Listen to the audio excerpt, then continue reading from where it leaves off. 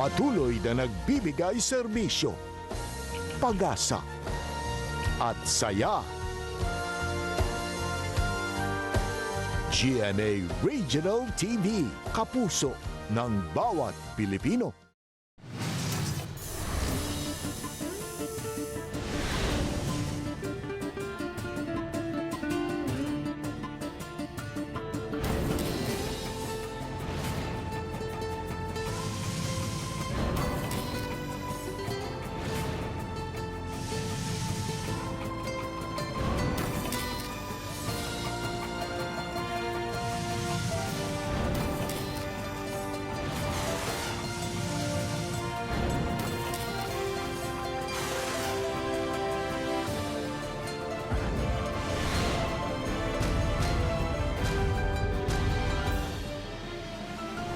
Ang GMA Regional TV, Balitang Bisdak. Mayong hapon na kining inyong GMA Regional TV, Balitang Bisdak. Ang bugtong kasaligan, kasandigan o kadangpan sa mga Bisaya. Ako si Bobby Nalsaro. Nga magatod sa labing dako ug mga nangunang balita nga mahinungdanon sa Central ug Eastern Visayas ug live sa GMA Complex sa Dagbayan sa Sugbo. Ako si Alan Domingo. Enhanced Community Quarantine sa Cebu City. Hayan ini-extend hangtod sa Mayo 30. 123 ka-inmates sa Cebu City Jail positibo sa COVID-19. Kaso sa siyudad sa Sugbo, nisumbada na og 312. Mga positibo sa sitio Zapatera, Barangay Luz, gianam-anam na pagpabalhin sa eskwelahan. Bagong gihimugso nga unang nagpositibo, karon negatibo na. Hastang inahan, negatibo usab. Aron dili hikalimtan o daling matultulan kung adunay moabot nga mahinabang, ani ay diskarte. Gagmay nga mga daan nga mo'y lutsanan, ngadto sa lain-laing barangay sa Talisay City, higpit nga gibantayan. Usa katunghaan, nagpahigayon og stay-at-home graduation ceremony sa tanan nilang estudyante.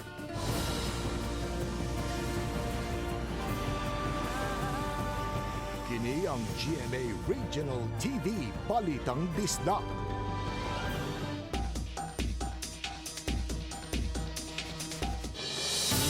Adunay 139 ka mga bagong kaso sa COVID-19 positive sa Dakbayan sa Sugbo karon ng adlawa. 123 nini gikan Cebu City Jail din gipahigayon ang massive testing. Kini humay na unang nagpositibo nga 5 ka mga individual din usagyon ang namatay. Gibalhin na ang mga nagpositibo sa bagong building nga nasa luyos sa kasamtangang jail facility.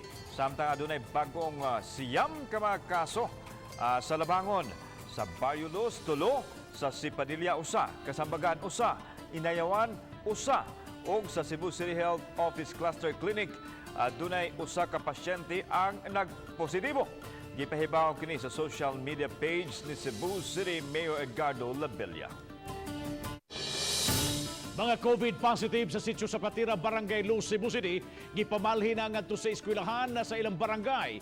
Mga health personnel naglisod pagkonbinser sa mga taong positibo sa COVID-19. Ano ang report? Mampingon nga gipasakay sa mga ambulansya ang mga COVID positive sa sitio Zapatera, Barangay Luz. Gidala sila sa eskwelahan sa Barrio Luz, diin sila monitoron sa mga health personnel. Gabi, 63 ka mga COVID positive ang ilang nabalhin sa quarantine facility. 3 sinini adunay mild symptom nga gilahi og area, samtang laing 50 ang mga asymptomatic. Matod ni Kunsel Dave Tumulak nga naglisod pagpasabot ang mga frontliners sa mga COVID positive nga nung gikinahanglan silang balhinon. Dili masayon ang pagkuha sa mga pasyente. Gumikan kay imo pa silang kumbinsihon nga i-transfer ngadto sa Barangay Luz Elementary School. O karong adlawa, ipadayon ang pag house to house sa atong mga City Health Department ngadto sa mga nagpositibo diha sa sitio Zapatera aron ato silang hingpit nga mabalhin kining uban nga wa pa mabalhin. Adunay 136 ka mga mulupyo sa sitio Zapatera nga nagpositibo sa COVID-19. Busa gipaningkamutan sa mga frontliners ang pagkumbinser kanila nga mobalhin sa quarantine facility. Ang barangay na ang mututok sa pagbantay ug higpit usab ang monitoring kanila sa mga health personnel. Kay human na to ma-turnover ngadto sa Barangay Luz Elementary School, ang barangay officials o ang barangay workers sa barangay hall sa Barangay Luz, sila na mo'y in charge sa pagmonitor, ubos usab sa pag-abag sa City Health Department niining mga nagpositibo. Tungod sa kadaghan sa mga nagpositibo sa sitio sa Patera, gipaubos sa total lockdown ang Barrio Luz. Kauban si Marlon Melgaso, ako si Alan Domingo. Balitang Bisdak. Dili mga oras ako magaposo at makauban live pinaagi sa phone patch si Cebu City Mayor Edgardo Labella aron kwato katinawan kabahin ining iyang pamahayag posibleng pag-extend sa enhanced community quarantine dinhi sa atong dakbayan sa Sugbo. Mayor Labella, mayang hapon. Mayang hapon Super Bob, mayang hapon Super Alan, ug mayang hapon Cecil, ug sa inyong mga televiewers. Mayor, what's the real score? Will be extended, might be extended, or may be extended ang atong enhanced community quarantine din sa Dakbayan, Subo? Ganina, pag-interview nga to, wa pa nako mapirmahi ang executive order, so mautong ako nang gisulti nga might be extended.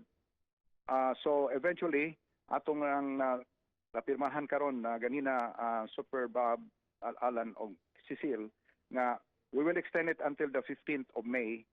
Of course, kung pananglit mo improve ang atong sitwasyon, mo plateau o mausab ba o mumubo ba, depende, pwede na itong earlier sa kaysa Mayo 15. And of course, maminaw sa ta kung unsay mga mandate nga ihatag sa Interagency Task Force sa Manila, which we are going to comply. Okay. Ato ning klaro ho, no? So contrary sa earlier report nga nanggawas nga will be extended up to May 30, karon nang imong gipirmahan may be extended up to May 15. Yes, up to maybe extended up to May 15. Unya kung pananglit mo improve ang atong conditions, Super Okay. Bob, we can lift it earlier than May 15. Okay, so mo nang iklaro kayo pag ayo na to. So why 15 days? Why not 1 month? Gidebatihan ba nyo sa crisis committee ang pros and cons ining maong declaration, Mayor Labella? Yes, Super Bob, and then ganina sad we had a meeting with some medical officers. Sila ni Dr. Kanang atong epidemiologist nga gikan sa New York. Okay. And then of course ang atong mga kining business sector, usa gyud sa ki-consider ang business sector. Mao na nga we will try it 15 days after April 28. And doon naman sad sila yung mga gipa-support nga mga huna-huna nga doon ay posibilidad kay kita gud dinhi sa dakbayan sa Sugbo, mao ning nidaghan gid ning atong kining ato karon nga mga report sa mga ni positibo, yeah. because we never stop ang atong massive swab testing, massive contact tracing, unya naapagani tay sige nga pahigayon nga kanang atong cluster health offices north, south, west, east o kining central nga katong mga tao nga nagtunay mga duda nga lain yung lawas, they can go to this cluster health offices. Pagsugod gid aning COVID epidemic or pandemic, nag-create ta o cluster para nga ang uban nga magduda di na kinahanglan ato city health offices. Gani kini karong Cebu City Health Office nga nakabutang, dili ni siya empleyado. Is just one of those nga kanang ninganha sa atong cluster clinic. Unya nagpa-check, unya i-turn out nga ang iya ding gipaminaw na positibo siya. Okay. So mao na sa Super Bob. Okay. So- yeah. Yes, Mayor. Excuse me, no? Who are qualified? Doon kay resultan ni sa massive testing kay ug ato ning ihonong wa na tay report, wa nay update og posible nga mao ni makaingon nga mobalik na ta sa normal, but we have this massive testing nga gipahigayon. Who are qualified nga mo undergo ining maong testing anytime Dick and Harry makabisita aning maong gipang-mention nimo nga mga klinika, Mayor? Firstly, kung kaning atong random drug testing, lapay pananglit no sa Barangay Luz or sitio sa Patera nga dihay report nga moto katong usa nga nasakit. So usa gitagaan og priority. Unya Okay. ang iyang kanang gitawag og contact tracing, unya ang area gyud ang area diin na ang kanang inunato na reported nga nagkasakit. So usa gyud na unya of course kanang mga area nga dunay ingunta nga nagsigig hilanat unya kanang gitawag nila internal like illness no kanang mga dunay gipamati nga mga lugar, and that is being monitored by the City Health Office. Pareho katong nahitabo dinhi sa City Jail nga dihay usa nga nasakit. So moto nga ipadayon-dayon ang mass testing sa area, mao na nga og ipadayon ang contact tracing. Muna karon kani sa City Jail sa 199 swab samples nga ilang gikuha, amo tong naa na say nakit-an nga 123. Unya kining 123, a great majority of these asymptomatic, wala ubha, wala sipona. Pero nonetheless, do naman tay kining usa ka building dinha nga bag-o pag yung nahuman nga which is supposed nga maka-accommodate unta og 3,000, amo atong gigamit nga isolation center aning 123 karon nga bag-o. Kay naaman sad sila dihay kanang unta mga doctors unya inabagan sa atong City Health Office o sa atong DOH. Mayor, limitado kay itong oras ni television. One final thing, no?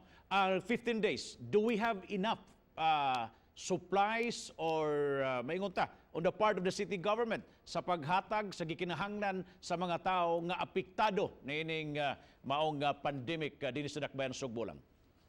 Fortunately, Super Bob, medyo og kita sa Dakbayan lang, we have enough resources. Okay. Kunya, mura sa kog na tandog nga kani bitong sitio sa Patera, daghan sad kaayo ron nga naghatag og mga donations. Gani ang mga donations sad nga nadawat bisan dili iingon nga sitio sa Patera, I advise akong gi-advisean ang atong city administrator nga dili gyud pasagdan ipadayon gyud og paghatag suporta diha sa sitio sa Patera, dili lang ng mga dilata pero kana yung mga utanon o mga prutas. Kanya gapabutang sa ta didto og kining mobile market kay doon naman sa uban diha nga doon na pa sa resources nga makapalit sad. Okay, gawas niya atong 3 million, 2 million, 1 million gipanghatag nimo sa barangay with this extension of another 15 days, doon na patay second or another wave of relief support ngadto sa atong mga kaigsunang mga Sugbuanon. Ato nang tan-aw og maayo, Super Bob, kay these are public funds and we have to be circumspect. Ato lang gastuon kung kinahanglan gyud. Kinahanglan nga it should be well spent kay we should not waste public funds and resources kay mo nay usa sa ato yung tan-awon nga way makaakusar nato nga atong giusik-usikan giwari-wari ang kabtangan sa katawhan sa Dakbayan. Mayor Rebilla, thank you so much and good luck, Mayor. Salamat kayo. Maayong hapon. Salamat sa ninyo, Super Bob. Maayong hapon. Anak sa usa sa mga City Hall employees nga nagpositibo sa COVID-19, nagpositibo sab sa coronavirus. Samtang laing senior citizen nga taga Lapu-Lapu City ang labing uwahing natakbuyan sa virus. Si Luan meron din sa exclusive report.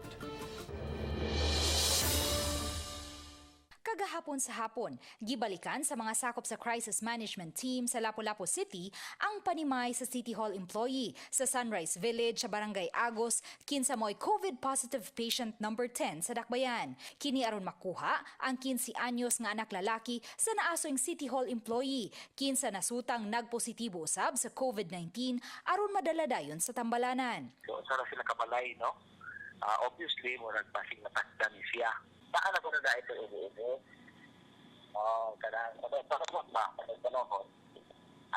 Pero hindi ko upo nga kagalkal na ano kasi normal na upo.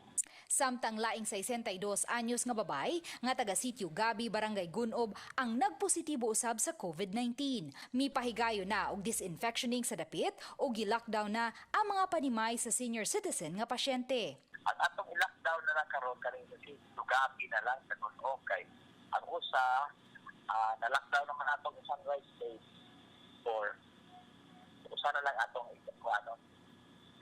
na lang tong usa ka patient na to nadalo sa ARC. Matod sa crisis manager sa Lapu-Lapu City na Jel Banasya, dili lang kutob sa disinfection o pag-lockdown sa mga giilang red zone ang ilang gihimo. Regular nilang gisusi ang kahimtang o panginahanglan sa mga apektadong residente. Sa miaging adlaw, gipadad-an nila sa mga panginahanglan ang mga residente nga apektado sa gipahigayong lockdown sa pipila ka mga dapit sa Sitio Agos Gamay o sa Sunrise Village sa Barangay Agos o sa Sitio Masiwa o Sitio Marbich sa Barangay Marigondon. Ang atong good sistema lagi is crisis communication and community engagement. Ato silang ipafeel na ang dakbayan sa Lapu-Lapu na kanunay na suporta kanila. So ato sila giadto, doon ay mga request ug tambal. Matod sa mga health officials, dili na ikahibong ang padayong pagsaka sa gidaghanon sa mga COVID positive patients tungod kay padayon ang ipahigayong mass testing. Uban ni Godfrey Rillian, Luan Merondina, Balitang Bisdak. Pipila ka mga residente sa Barangay Giso, Dakbayan, Mandaue, mihimog pamaagi aron dili sila makalimtan sa daling ug maring matulturan. Sa higyon nga dunay manghatag kanilag mga hinabang. Kinaot silang maabagan na taliwa sa kalisod nga ilang nasinatin ini mga panahon. Si Nico Serino sa report. Sa sitio Santa Cruz, Barangay Gizo, nakadapit sa among pagtagad kining karatula nga gibutang sa usa ka pamilya. Si Luni nga nagtrabaho isip loader ang mibutang niini pahibaw nga may 5 ka sakop sa ilang banay. Gituyo niya aron daling mahibaw-an ang ilang nahimutangan. Anaa sa suok ang ilang balay, maong gusto siyang mupahibaw nga duna pay nagpuyo sa unahan kung may manghatag man. Mamahimo sab hinuon nga sa bangko lang ibilin ang relief goods. Lisod man gud ay kami di man migo pwede makagawas-gawas gud para mangita wangob pamugas. Nagsalig lami lang sa ilaha nga mahakdan mig bugas diri ba. Mahibaw-an nga kami nga usami ka pamilyang wa mi bugas. Matud sa pamilya, kaduha na hinuon sila nakadawat og hinabang nga bugas gikan sa syudad ug barangay. Apan pang hinaot nila kasundan pa kini. Lisod. Di Mayo. Ay mga tao dili makagawas. Susama sab niya ang panawagan ni Ginang Elsa nga unta di sila hikalimtan sa mga andam mutabang. Dili kay bugas ra oy. Kinanglan mi kanang mga kamay, sabon, kanang asin, lamas. Uban ni June Solon, Nico Sereno, Balitang Bisdak. Mga iskinita o kadalanan sa utlanan sa Dakbayan sa Talisay o Dakbayan sa Sugbo, laki po sa higpit nga gibantayan. Gani may mga residenteng voluntaryong nagpuli-puli sa pagbantay silang dapit. Kabahin ini adunay live report si Lian Sinkulan. Lian.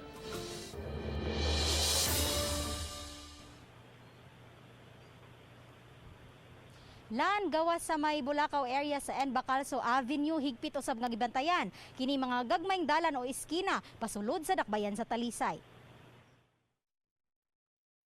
Kabahin gihapon kini sa pagpatuman sa one entrance ug exit sa may Cebu South Coastal Road diin higpit ang pagpatuman sa checkpoint alang sa mga mopasulod sa probinsya sa Sugbo. Kaganiha atol sa among pagsusi-susi, higpit gayud nga gibantayan sa mga sakop sa Kapalisan, City Toda ug uban pa ang mga gagmayng dalan sa mga sitio. Sa sitio Laray sa Barangay San Roque, gialihan usab ang kadalanan nga maoy boundary sa maong barangay ug sa Dakbayan sa Sugbo.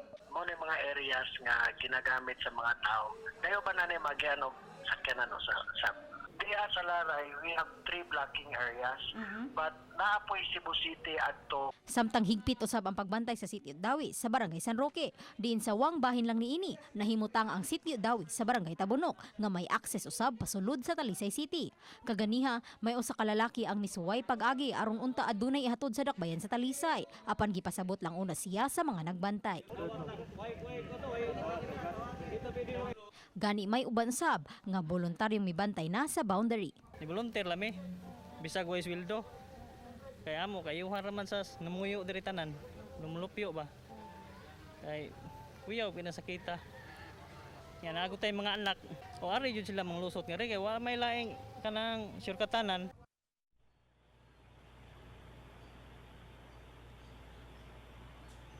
Lan gawas ni ini higpit usab gibantayan katong mga anaa sa bukirang bahin sa Dakbayan sama sa Barangay Manipis o Barangay Campo 4. Lan. Salamat, Lian Sinkulan. Newborn o bagong gihimog, so of course bata, ano? Kay bata man. Nga unang nagpositibo sa COVID-19, nagnegatibo na gikan sa kagaw, human sa gipahigyaon nga sunod-sunod nga test sa Cebu City Health Department. Samtang 5 na ka COVID positive sa Cebu City Jail. Ani ang report. Nalipay lang kong magpahibaw nga katong bata nga taga-hipodromo katong gitawag og kanang newborn baby nga who was found to be positive although ang inahan negative sa subsequent testing sa City Health Department, ang bata is now found to be negative. So nawa ang iyang pagka-positive. Gibaybaw kini ni Mayor Edgardo Labilla tol sa iyang FB live streaming kaganinang buntag. Apan padayon nga gibantayan sa mga health personnel ang kahimtang sa bata. Unang gipahigayon ang testing sa inahan ug sa anak human nagpakita og symptom ang inahan kinsa nagnegatibo ang result. Apan nagpositibo ang newborn subay sa gipahibaw sa Department of Health. Sa follow-up testing sa newborn baby, negatibo na siya sa virus. Ang bata apil sa 7 ka mga COVID positive kagahapon adlaw. Naagyapon sa hospital unya ang atong City Health Department to Dr. Daisy Villa is closely monitoring the condition of the mother, the condition of the baby.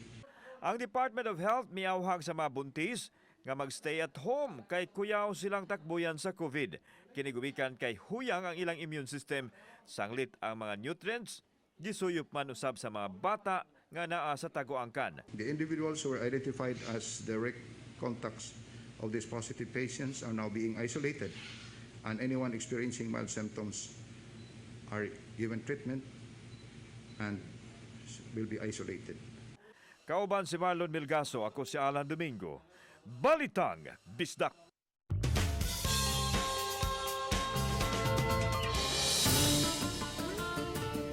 Mga kapuso, ani ay nagkahiusang grupo sa mga tao nga gikan sa nakalain-laing mga propesyon ang nagkahiusa karon aron paghatod og libreng mga pagkaon alang sa ato ang mga frontliners, dili lang sa mga health workers nato apan lakip na sa mga pulis, mga barangay tanod ug uban pang mga miserbisyo. Ani ang report ni Femery Dumabok. Sa yuning buwana gisugdan sa grupo nga gitawag og Kusina Collective ang paghatod og mga pagkaon sa mga healthcare workers sa unom ka mga tambalanan sa dakbayan sa Sugbo ug Mandawi. Lakip sa ilang gitaga ng mga frontliners sa kadalanan sama sa mga pulis, bombero, traffic enforcer ug barangay tanod nga nagpahigayon og checkpoint. Lakip usab sa nahatagan ang mga street cleaners. Si Boboy Costas usa sa mga nagpasiugda mitugan nga moabot sa 15 ka mga tawo nga milangkob sa core group. Ang ubang voluntaryong mihatag og mga utanon, prutas uban pang mga presko nga lagutmon nga gikan pa sa uma. Aduna usab sila'y partner sa isla sa Camotes nga mopada usab sa ilang panginahanglanon. Ang susama mausab ang mihatod og mga pagkaon sa mga frontliners sa isla. Private sector, we have managers, we have chefs, we have public servants, we have individuals who are committed to the cause of helping the frontliner. May mga kauban usab silang mga volunteer nga magtampo-tampo aron mo'y gastuon sa pagpalit og ubang mga ingredient. Sa grupo gawas sa mga voluntaryong mga chef nga gikan sa ilang hotel sa dakbayan sa Sugbo, ana usab sila'y volunteer nutritionist nga ni siguro nga masustansya, energy boosting ug maayong pagkapreparo ang mga pagkaon. Gisiguro sa mga volunteer sa Kusina Collective nga mahatag ang mga pagkaon ug uban pang snack sama sa kape, fruit juices ug uban pa sa tanang shift sa unom ka mga tambalanan. Dungan sa pagpanghatag sa maong mga pagkaon ng ilaw sa mensahe ngadto sa mga frontliners. We're all in this together, and whether we're frontliners, we're ordinary people, we're public servants, we're local residents. Let's fight this. Uban ni Cleofer Lumayag, ako si Femery Dumabok, Balitang Bisdak.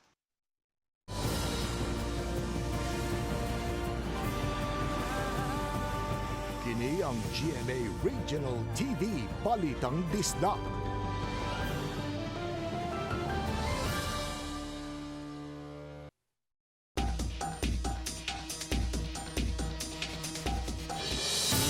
Aron kalikayan nga may mga PDL kung persons deprived of liberty ba o kaha mga BGMP personnel nga matakbuyan sa COVID-19, Lapu-Lapu City Jail mo patuman og mga precautionary measures.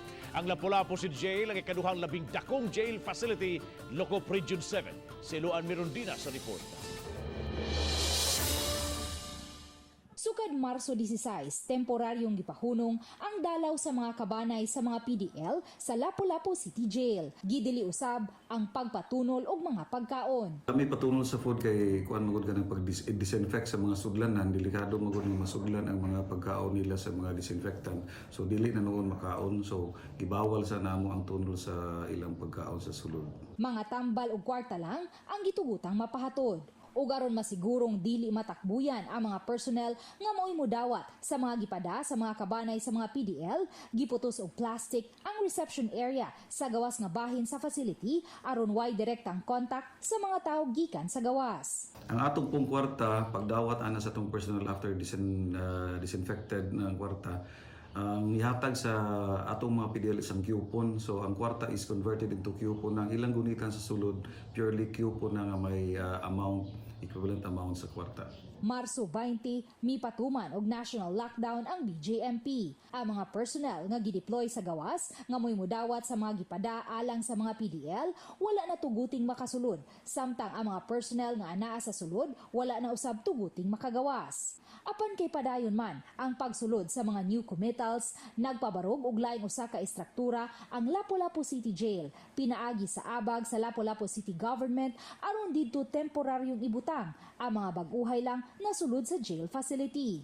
Sulod sa 14 kaadlaw silang obserbahan dinhi ug kundi makitaan og sintomas, diha na sila ibalhin sa regular nga selda. Hinuon sa wa pa sila gipasud, gisigurong ipaagi sila sa disinfection area, gipailis og sapot o gihatagan og face mask. Sa entry sa itong mga new committals, actually, action takong balibad sa atong PNP kay lisod kayo basin affected ang ubang mga bagong PDL that on the but di man ta pwede makabalibad kay na may court order. So atong gidawat ang mga new committed PDL. Ang Lapu-Lapu City Jail sa pagkakaroon adunay 2,438 ka mga PDL ug mo'y ikaduha sa labing daghang PDL lokop rehiyon sunod sa Cebu City Jail.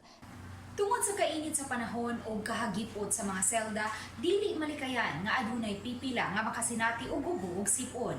Apan gipasalig sa warden nga regular man nilang gisusi ang panglawas sa mga PDL. Uban ni Godfrey Relien, Nag-una'ng Balitang Bisdak.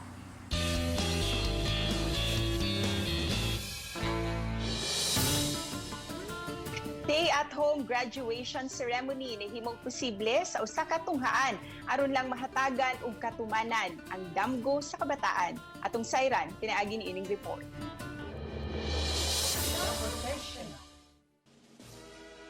Starting off, Wala makababag ang COVID-19 sa damgo sa mga bata ug sa mga ginikanan sa pagdawat silang diploma karong tuiga. Nahimo kini pinaagi sa social media portal o virtual graduation ceremony sama sa gihimo sa usa ka private school sa Estaca, lungsod sa Compostela. Gihimo ang programa sa social media diin gilink ngadto sa mga Pinoy-anan sa mga estudyante. Ang mga graduates uban ang mga ginikanan didto lang silang mga Pinoy-anan mitambong sa seremonyas pinaagi sa social media. Safety, uluwas gikan sa peligro ang proseso sa ilang pagtapos sa eskwela nga gihangot nila ang bag-ong sistema. Okay, kanang hopefully nga maka-feel nga ni-graduate din mi nga naka-receive ng diploma even without actual good. I'm grateful ko sa school sa ilang effort jud no okay. Since it is first time, pero para na ko okay kayo as in thumbs up, okay? Labaw pa sa social distancing ang stay-at-home commencement exercise nga ilang gihimo.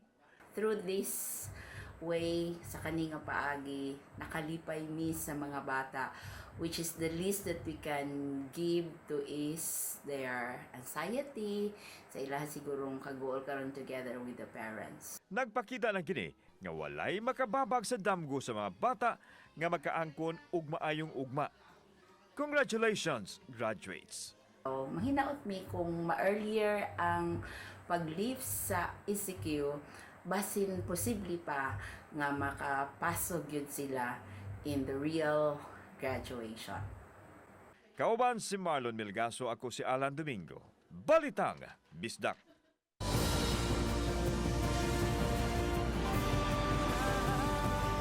Kini ang GMA Regional TV Balitang Bisdak.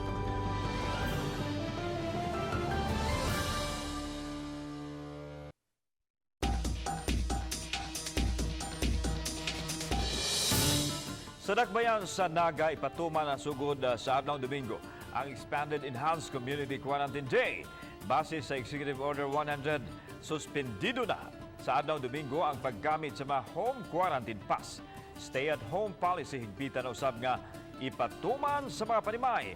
Samtang sirado usab ang mga business establishment sa Domingo. Gawas lang sa mga frontline government offices sa syudad ug barangay level. Police ug mga uniform services, pharmacies ug uban pa ang mga lakang kabahin sa masigpit nga mga preventive measures aron kalikayan ang pagkuyanap sa COVID-19 sa dakbayan. Sa pagkakaroon adunay 11 ka mga suspect case tested, hinuon nag-negatibo ang laing 12 nga napabot sa COVID-19 test.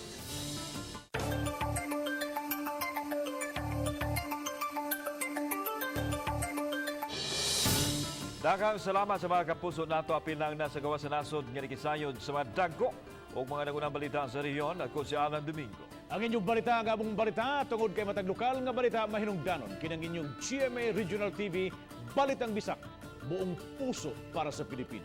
Ako si Bambi Nolsaro. Maayong hapon mga kapuso.